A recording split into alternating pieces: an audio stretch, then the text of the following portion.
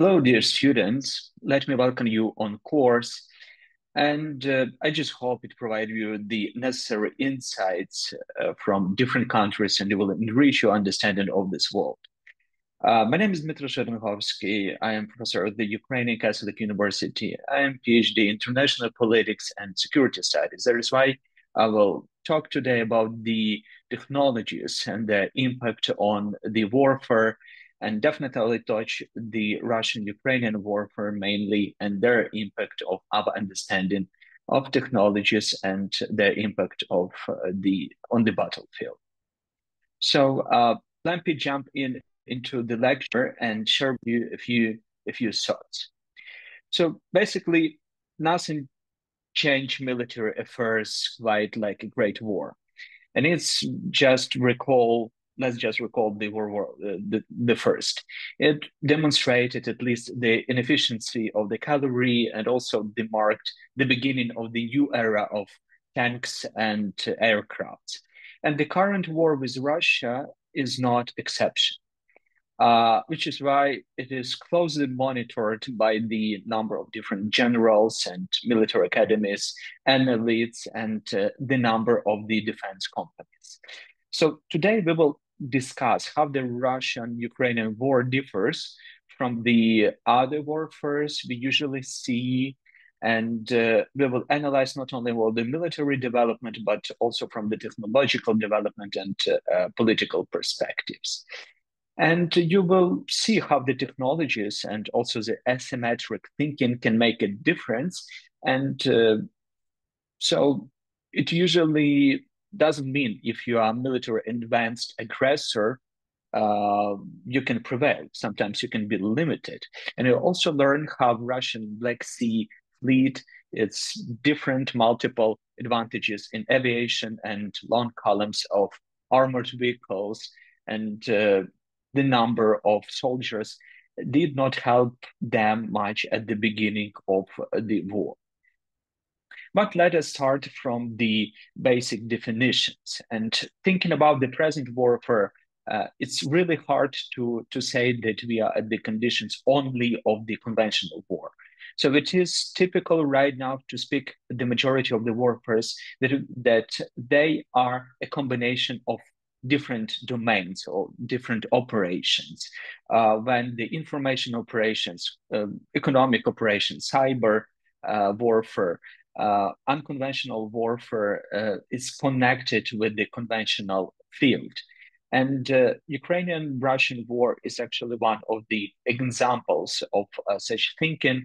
So when we think about this war, we should admit that Russo-Ukrainian war started long before the 2014 and definitely long before February 2022. So Ukrainians were one of the nations that unfortunately examined on ourselves the existence of the hybrid warfare. And there are some of the examples how Russia was fighting with Ukraine in the unconventional domains in different fields, starting from the informational attacks using propaganda media, using the majority of cyber attacks, using also energy sector for corruption and also of depending in Ukraine from Russian resources. And for example, in economic sphere, by buying and collapsing the Ukrainian industries. And actually, in 2014, the conventional warfare started and full-scale invasion started in February 2022. So this is today always a complex of different domains. And actually, it reflects the idea of that is used today in military when we talk about the multi-domain operations. So even the conventional warfare, there is always a combination of the navy, of the air, of the space, of cyber, and also on land. And sometimes it is important to know that the modern warfare, we think that it's everything like started at the same time, but no, sometimes one or a few domains first started, and then actually we can see that the other domains could be also launched. Sometimes it is important to know that the battlefield, you have everything in your battlefield.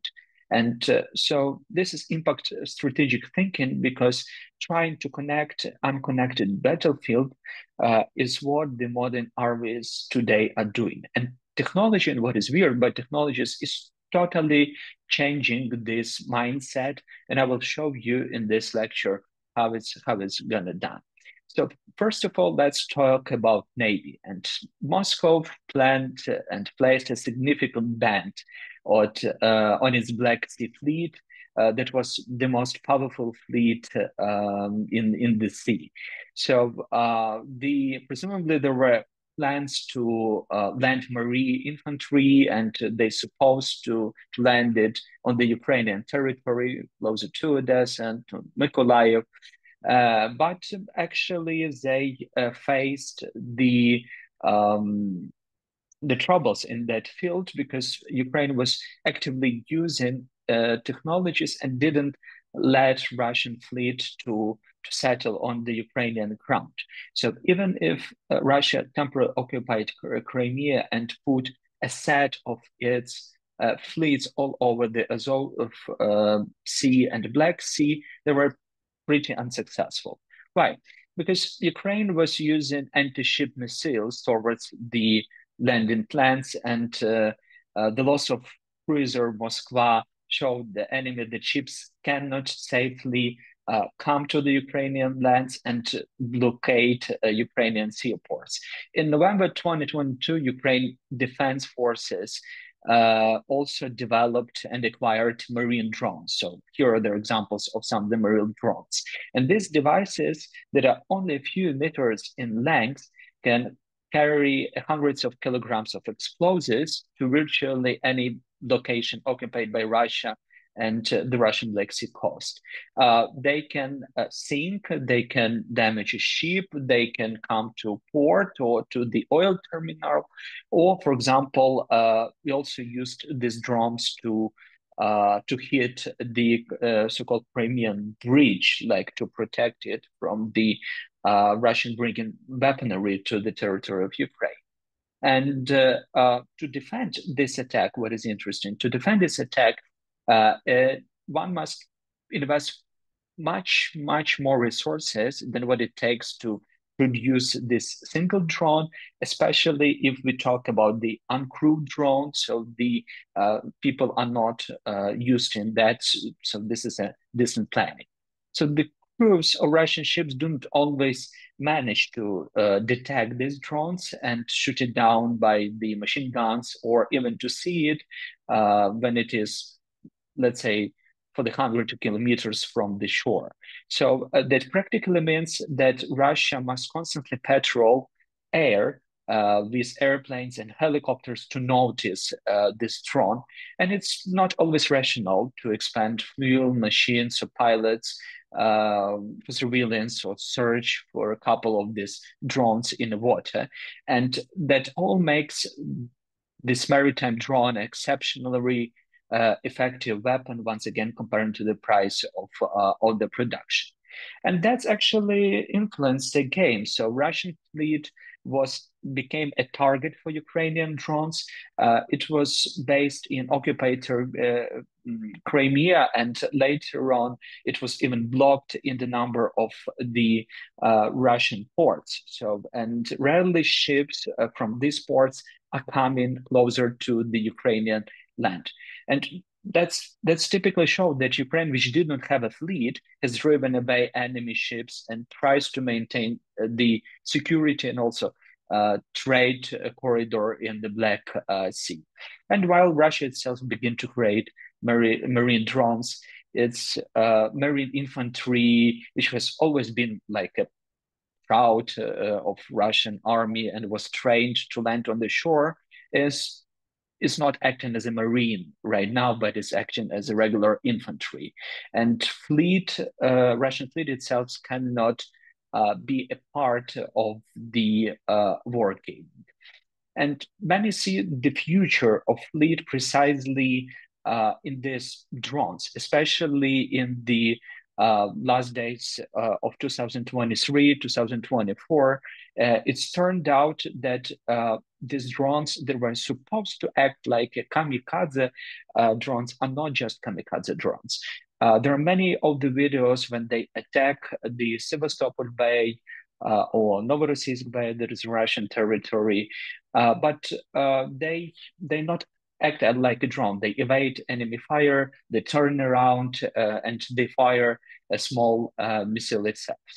So our defense factors are perfectly capable of defeating the enemies and bigger enemies with the help of such kind of technologies and unconventional technical solutions. And this was made possible not least thanks to volunteers, to donations of the millions of Ukrainian people, but also of the sharing of technology together with Western counterparts. There are also, at the same time, some experts point out that it's too early to actually to write off the traditional fleet. Overall, the Black Sea is a closed, limited body of the water, but in global scale, the major maritime powers face entirely different tasks, and they use access to the world ocean to protect power and at any point close to the water on the planet. That is why if you have access to the ocean, to the sea, to aircraft carriers, large landing ships, or missile ships, and naval aviation, at least in theory, that makes that you can launch a missile strikes of anywhere or capture any piece of the land and also lead the nations through the ocean. But sea drones, which do not stay far from their shores, actually cannot help you too much during the open water. That is why a number of experts and are thinking about how it can drones overall how they can be developed in this field. And there is a beautiful book, but it's only in Ukrainian, by Ukrainian military expert Maxim Plamurchuk. So in his book that is called The Combat Shift: The Evolution of Battleships and Aircraft Carriers, predict actually that the world will be going to some shift from the battle from the aircraft carriers actually to drone carriers. So the drones will be the future of the naval warfare. And such things actually already exist. So in 2023, Turkey showed its first ever in the world light aircraft carrier that is called Anadolu. And actually, this is a new carrier, but it will carry not airplanes but drones that will take off its base. Experience also shows that in the full-scale war between the two regular armies, most likely the one that controls the sky will win this game. Before the war, Russia has several times more aircraft, so you can see and compare it at the beginning of this invasion. And actually, it has one of the major aircrafts comparing to the other countries. And definitely at the start of war, everybody was expecting some aircraft battles, and they happened. For example, Europe saw at the February and the March some of the battles between the airborne and some airborne operations, such as, for example, attempt of Russian airbornes to capture Ukrainian airport at the city Hostomel, that is close to the capital of Ukraine.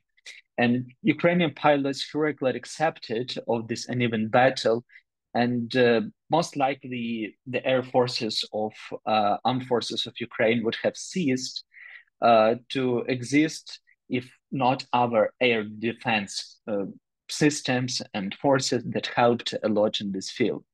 And Russia actually could not put all of this action with the missile attacks, although as early as February 24th, it declared that it had suppressed Ukraine's old defense system, and then later, in a few weeks, closer to March 9, that it has destroyed more than 90% of Ukraine air system. And a few more weeks of fighting in the Ukrainian sky would have cost Russia its own air force.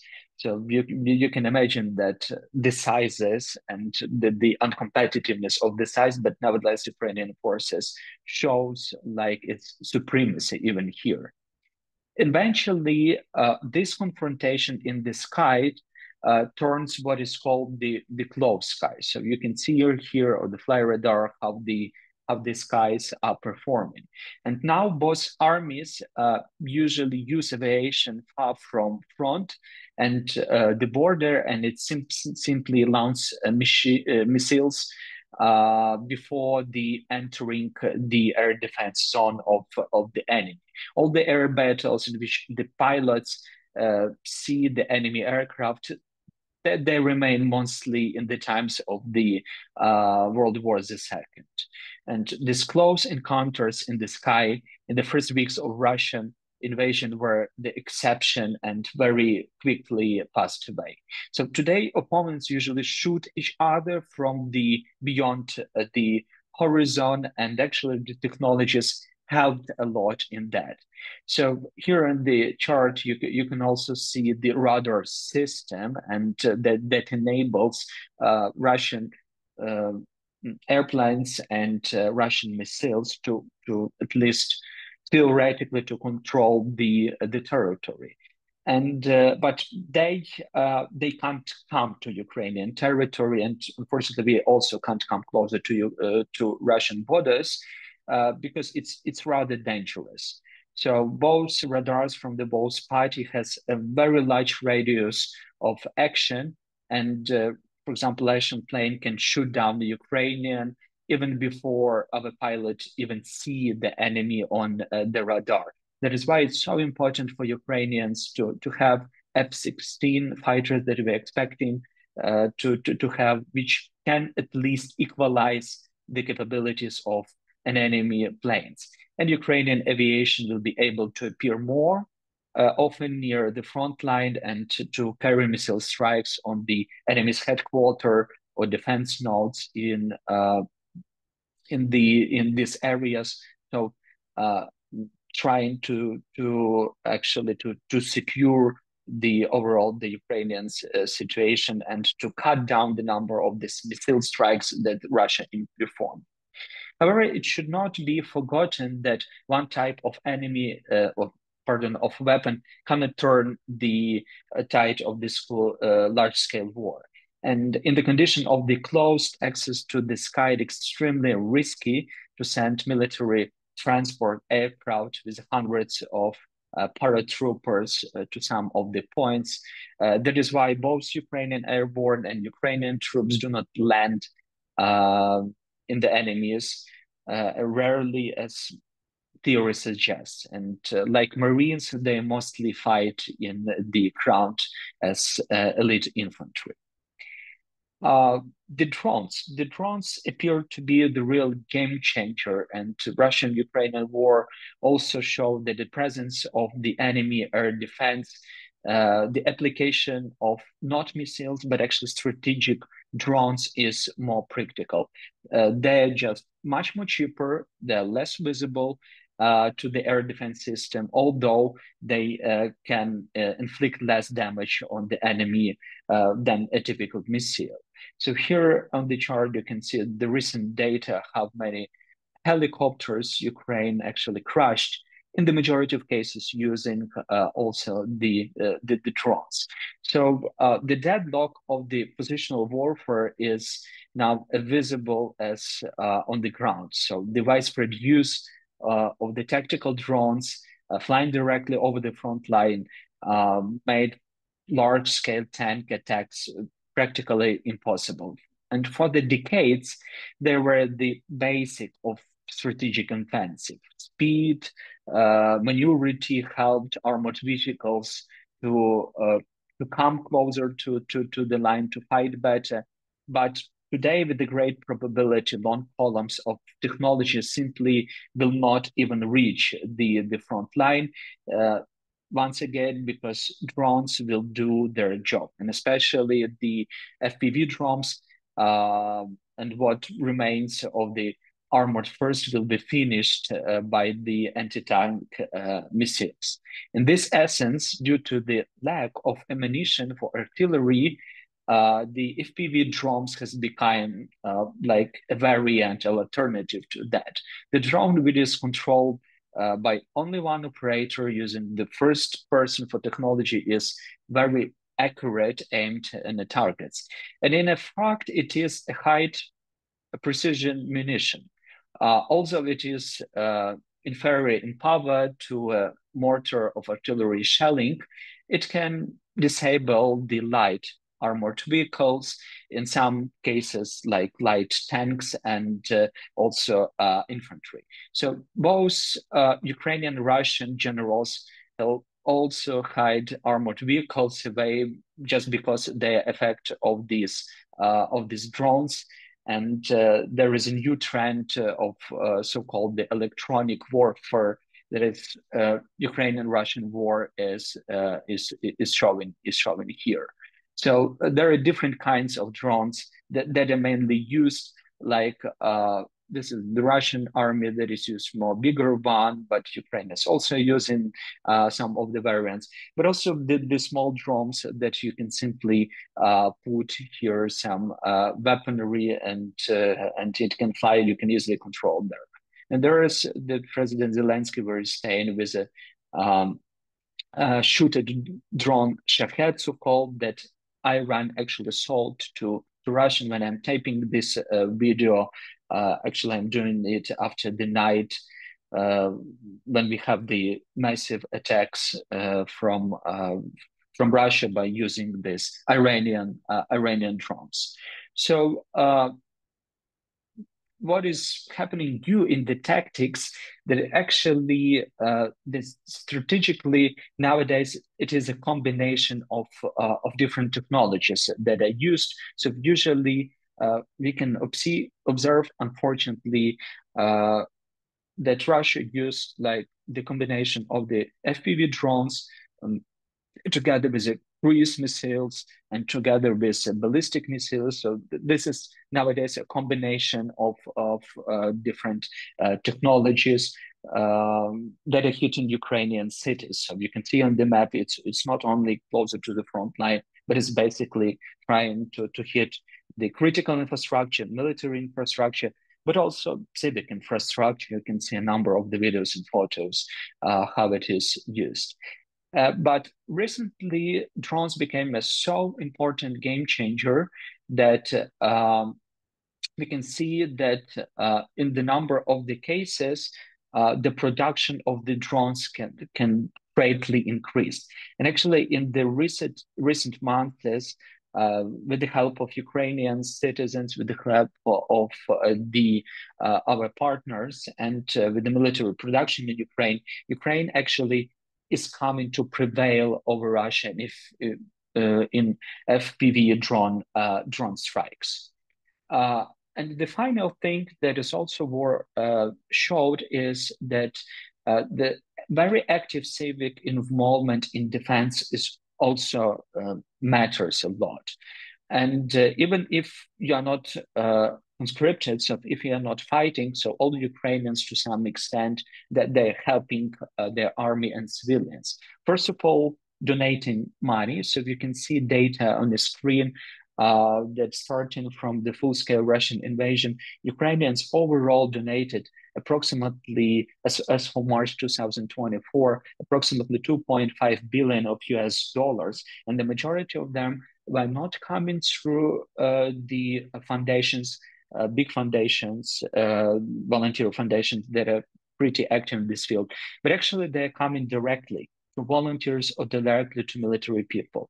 You can also be helpful, for example, using technology. So we have several applications where you can identify if some of the missile strikes are coming and trying to hit the infrastructure. So you are using like these applications to show where where you are and that something is happening here, and the signal and the information is going directly to the Ukrainian anti-missile systems and anti-missile units, so they can see the coordinates, they can see the dates, the data when the rocket probably is coming, and then taking it into the action. So even if we have the state generated, so this is not a private, this is a state owned um, technology and application that we have right now in any of the Ukrainian phone. So when you can practically with access to internet, you can use it wherever. And the data, recent data is showing that actually the drones, that is what becoming the new idea of warfare. So we can predict, and we can definitely see the increase of both commercial and military drones, because once again in this war, Ukrainians are not only using like the military drones. A lot of commercial drones are bought and sent. They're small, but they still can be helpful because they're the new eyes during the warfare. And we can see the increase of drones production and manufacturing in the number of the regions in the whole world. And why this is important, how it's challenged the situation of over the world. Actually, we can definitely observe one important feature, that wars occur frequently nowadays. But why Russian-Ukrainian war is so significant and it's so demonstrative? Why we are paying attention to that? Uh, it is important for us to understand the specific feature of this war.